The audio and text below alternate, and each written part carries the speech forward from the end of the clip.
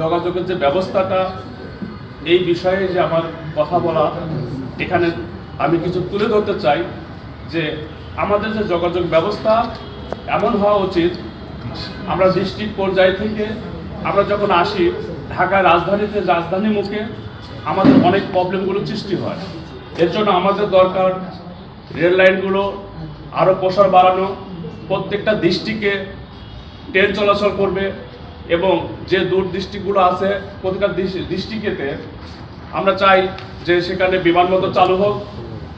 এবং শুধু তাই না, আমরা রাস্তাঘাট কার্পেট ব্রিজ যত করি না কেন, যদি ঢাকা থেকে আমরা ডিস্ট্রিক্টগুলোকে একটু আলাদা করতে পারি, সবাইকে যদি ঢাকায় মুখী হতে হয়, রাজধানীমুখী হতে হয়, তাহলে যত রাস্তা করেন না কেন এখানে যানজট কমবে না, যোগাযোগের ব্যবস্থাও ভালো হবে না। আমরা রংপুর দিনাজপুর ওই দিক থেকে যদি ঢাকায় আসতে হয় 3 ঘন্টা 4 ঘন্টা লাগে, ঢাকার মুখে এসে রাজধানীতে আসতে কিন্তু লাগে আরও 4-5 ঘন্টা। তো এই বিষয়গুলো আমরা একটু আলাদা করতে চাই। আমরা চাই যে প্রতিটা ডিস্ট্রিক্টে আমরা এয়ারপোর্ট তৈরি করব, রেল লাইন প্রত্যেকটা ডিস্ট্রিক্টে ট্রেন চলাচল করবে। আমাদের এই বাংলাদেশে এই যুগে এসেও এখনো অনেক ডিস্ট্রিক্টে আছে যেখানে ট্রেন চলাচল করতে পারে না। সেই এলাকার মানুষ তাহলে কিভাবে তাদের চিকিৎসার জন্য ঢাকায় আসতে হয়? একটা মানুষকে ঢাকায় আসতে হলে অনেক সময় চলে যায়। আমরা চাই এই স্বাস্থ্য ব্যবস্থা, এই শিক্ষা ব্যবস্থা কিছু ডিস্ট্রিক্ট পর্যায়ে, বিভাগীয় পর্যায়ে থাকুক। আমরা ডিস্ট্রিক্টের বিভাগীয় লোকগুলো ওইখানে কাজের সমাধান করতে পারবে। তারা একটা ছেলের অসুস্থ হয়েছে, আর জ্বর হয়েছে বা একটু হাতের প্রবলেম হয়েছে, হার্টের প্রবলেম হয়েছে, তাদেরকে আবার রাজধানী আসতে হচ্ছে। এখন ওই দূর দূরান্তে যদি আমরা এরকম ব্যবস্থা করি, তাহলে যোগাযোগ ব্যবস্থাটা আমরা যে রাস্তাঘাট তৈরি করব, রেল লাইন তৈরি করব, এইগুলোকে ফ্রিভাবে মানুষ চলাচল করতে পারবে। তাছাড়া আমাদের যে আধুনিকতা ছোঁয়া, এই বাংলাদেশে 53 বছরে আমাদের যে অর্জিত হয়েছে, আসলে সেই হিসাবে আমাদের এই দেশটাকে আরো আধুনিকরণ করা উচিত ছিল, আমরা সেটা করতে পারিনি।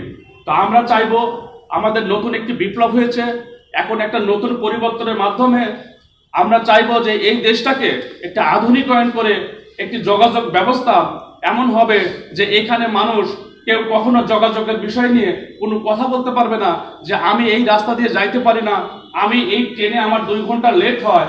এই বিষয়গুলো আমাদের মাথায় রেখে আমরা চাইবো যে এখানে যার যার স্বাধীনভাবে ট্রেন চলাচল করবে।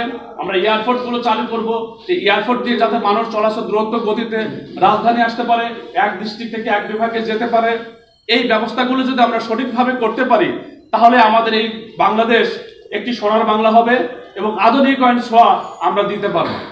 আর আমরা যদি এই ব্যবস্থাগুলো না করি, বিভাগীয় পর্যায়গুলোর কাজ যদি বিভাগে শেষ না করতে পারি, যদি একটা উকিলের যদি আমরা কোর্টে আসতে হয়, তাও আমাদের এই ঢাকায় আসতে হয়, হাইকোর্টে আসতে হয়, যে কোনো কাজের জন্য ঢাকায় আসতে হয়। আমরা কিছু কাজ যদি ডিস্ট্রিক্ট বা বিভাগীয় ভাগ করে থাকে, তাহলে ওই এলাকার কাজগুলো করতে পারবে, ঢাকায় যা চাপটা কমে যাবে, তাহলে আমাদের যোগাযোগ ব্যবস্থা ভালো থাকবে।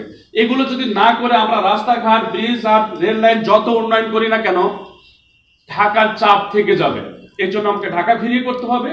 অন্য যে রাস্তাঘাটে আমরা এখনো যে ডেভেলপ হয়েছে রাস্তাগুলো, অনেক বড় বড় রাস্তার কাজ ধরা হয়েছে, এগুলো সম্পন্ন হয় নাই।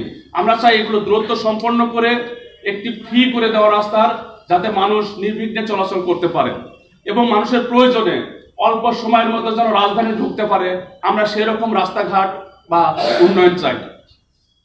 এবং আমরা চাই বাংলাদেশে কংগ্রেসের নতুন একটি রাজনৈতিক দল দীর্ঘদিন ধরে রাজনীতি করে সংগ্রাম করে আজকের যে বিপ্লব এসেছে, এই বিপ্লবে আমাদের বাংলাদেশ কংগ্রেসেরও ভূমিকা ছিল। আমি নিজেও ছিলাম, উত্তরাতে এই আন্দোলনে ছিলাম এবং আমার নিজেরও বুলেট লেগেছিল। তো আমরা চাই যে পরিবর্তনটা আমাদের সবার হয়েছে, তো আমরা চাই এই পরিবর্তনের মাধ্যমে সুন্দর একটি রাষ্ট্র জাতিকে উপহার দেওয়ার জন্য।